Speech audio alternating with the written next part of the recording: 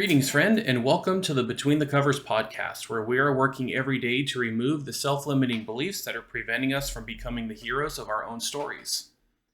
Have you ever heard the saying that time heals all wounds? This is something that's been on my mind quite a bit lately, actually.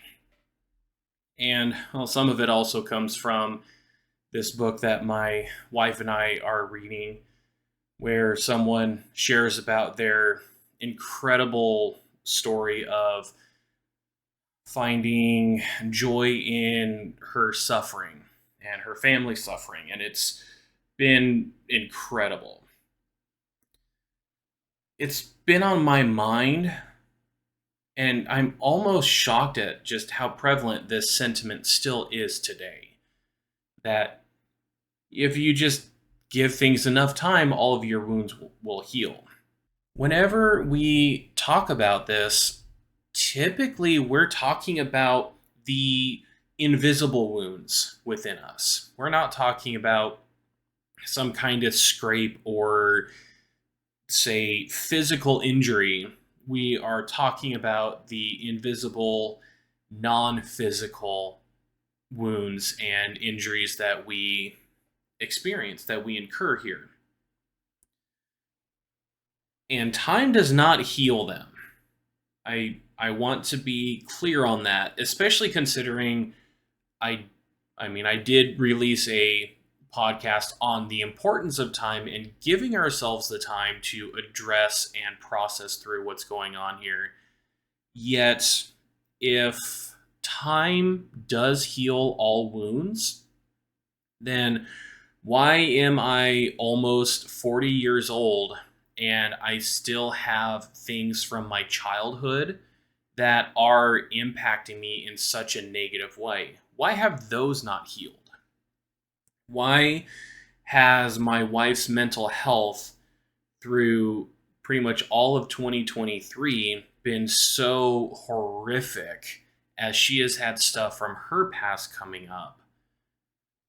And she's in her mid 30s. Why have those wounds not healed? The saying that time heals all wounds is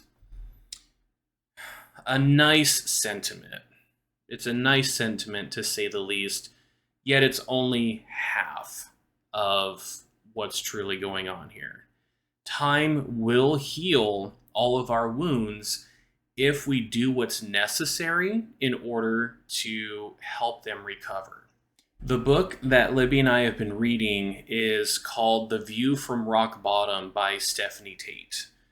And it was recommended to us as we have been working through some of the pain and the trauma that came up with our experiences in the Christian church recently. And one of the things that Stephanie talks about in this book is about her own struggles with several miscarriages, with undiagnosed Lyme disease for years, and the impact that had on her body, and just physical pain and anguish. And she gives an example. This is actually coming from a chapter that we were reading last night. It was chapter 6, I believe. But she gives this example of how if you just had some hole in your leg and you're like, well, time's going to heal that. If you just left it like that, time wouldn't heal it. It would become gangrenous. So why do we think that our mental health and these traumas and emotions and experiences of our past are just going to heal with time if we don't address them?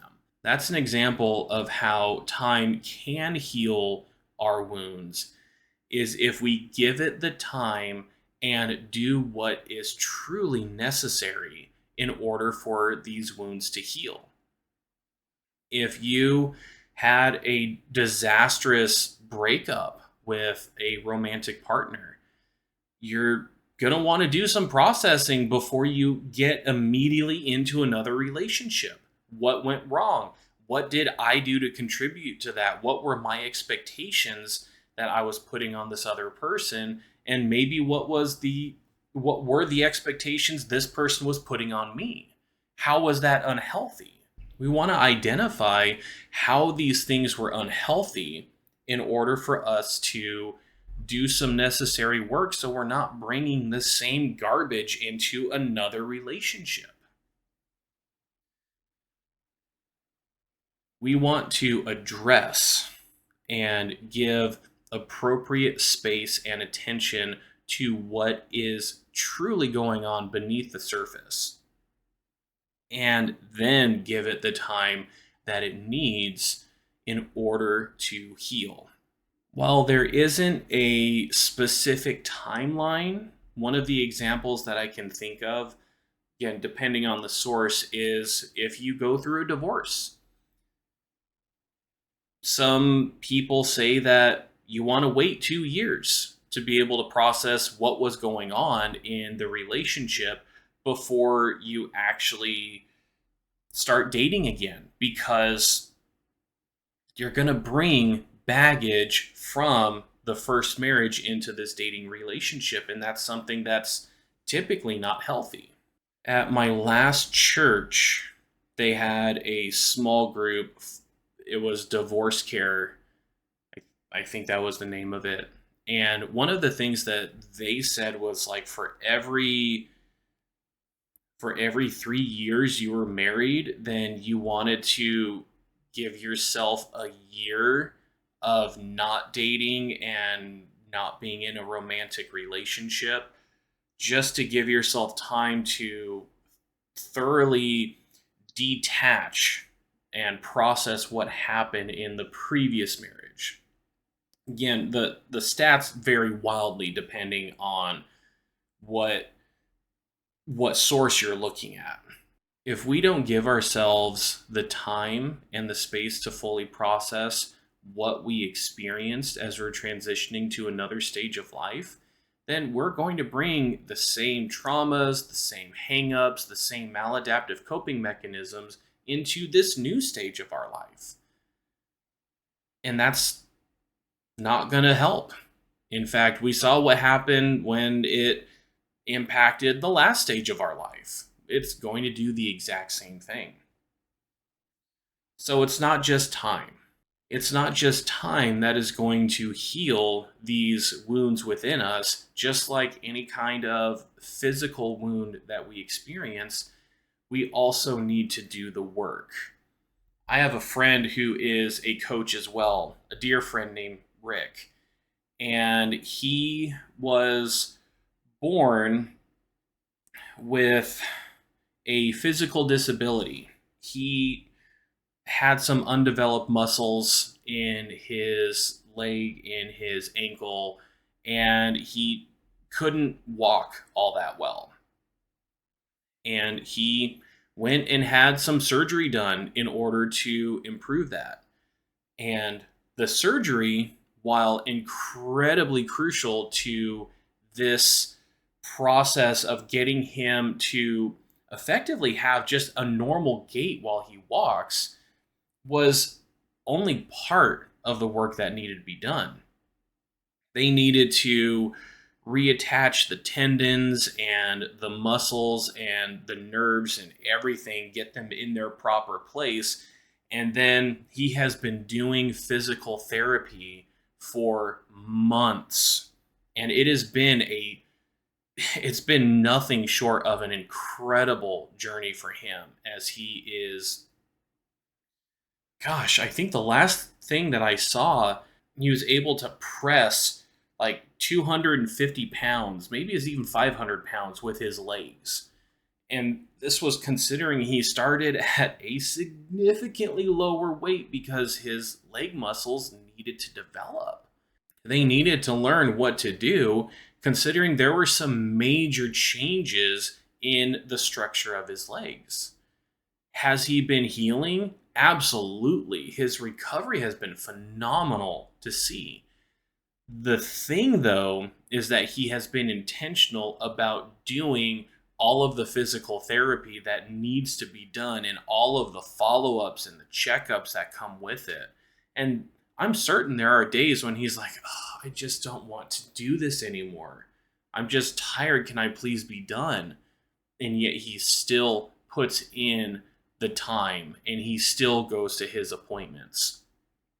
In my own life, I have been processing through some pretty difficult, negative, self limiting beliefs that I have about myself.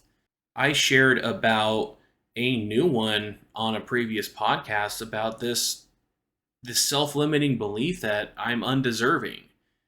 And again, that's something that was a part of my childhood. Apparently, I've got several memories that I can link to that. And I'm almost 40 years old, so why didn't that heal? Because I didn't even know it was there, and I needed to give it the attention and talk about it and process it with my wife, with my friends, with my therapist. There are some very necessary changes that we need to make to ourselves, to our outlook on life, to our own routines and habits, and our own thought processes. That's what's going to take time. But time alone isn't going to be the only thing that gets us to the finish line. Oh, here's an analogy that's brewing in my mind just based on what I said. You're not going to complete any kind of a leg race if you just have enough time, but you just stand. You just stay at the starting line. The finish line isn't going to make its way any closer to you. We need to move to the finish line. If you're one of those who has also believed that you just give yourself enough time and all of this is going to just go away on its own, it might go away, but it's more like sweeping it under the rug. It's still going to be there. And all we're going to need is a subtle reminder for this same hurt to come up. And when it comes up, we're going to behave in very predictable patterns. Maybe it's anger. Maybe it's disconnecting. Maybe it's doubt. We are going to act in ways that if we look back and become curious about some of these things that we've done in the past, why we've made the decisions that we have, we're going to notice a pattern. These patterns, these habits, are oftentimes very childlike. My friend and mentor, Eddie Caparucci, wrote this book called Going Deeper. It's a book about overcoming unwanted sexual behavior in your life, and it is through the lens of within you, you have an inner child that will grab the steering wheel of your body, of your vehicle that you navigate the world with. It will grab the steering wheel in an attempt to regulate us when we are experiencing a trigger, when we are in a place that we don't want to be. And unfortunately, I know there are some stories out there, but most stories of a kid taking the wheel of a very powerful moving vehicle, things don't turn out all that well. And that's oftentimes how it happens with us. We will crash and burn. We will hurt those around us. We will hurt ourselves because we are just trying to do what we can in order to just feel better temporarily. And that's oftentimes what happens. We are acting like kids because these behaviors were developed when we were children. And if we haven't learned anything different in order to make things better, then we're going to do what's worked in the past. That's why I would turn to food, video games, and pornography in order to distract myself and make myself feel better whenever there was some emotion or experience in my life that I couldn't handle anymore. It was too overwhelming, so I'm going to distract myself with all of these things that will A, distract because they're great distractions, and B, they make me feel better. That's what I learned as a kid. We are driven to do things that make us feel better when we do not understand what is happening around or within us. And this is one of those times where I tell my clients all the time it is important for us to be compassionate and curious with ourselves. We need to give ourselves a lot of time and space in order to figure out what's really going on here. When you have a self limiting belief that is coming up that tells you that you can't do it, or there's no point in even trying, or this dream is just never going to happen, or I'm never going to get that promotion, that raise is just too far gone. Whatever it happens to be, there's so many out there, I can't even fit even the smallest percentage in these examples. But take whatever the self limiting belief is that's a part of your life and start to become curious about it. Why am I thinking this way? What comes up within you?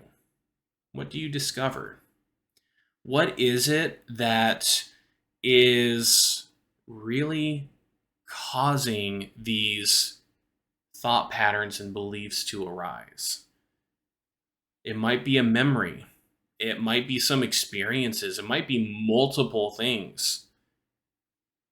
Yet, give yourself the time to unravel and address what you are experiencing here, and at the same time, do what you need to in order to recover from it.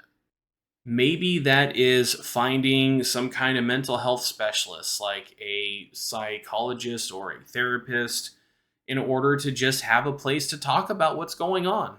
Maybe there's something more that's going on beneath the surface, like maybe it's something like depression or anxiety. There are things that can help you overcome these. Maybe it's some unhealthy friendships, or maybe it's even, oh, dare I say, it is an unhealthy family member or unhealthy family members that are causing this problem. You want to find these people who can help you process through these thoughts and these experiences, and you want to find people who can help you develop plans and tools in order to make things easier to prevent yourself from falling down these same paths. The holidays are coming up.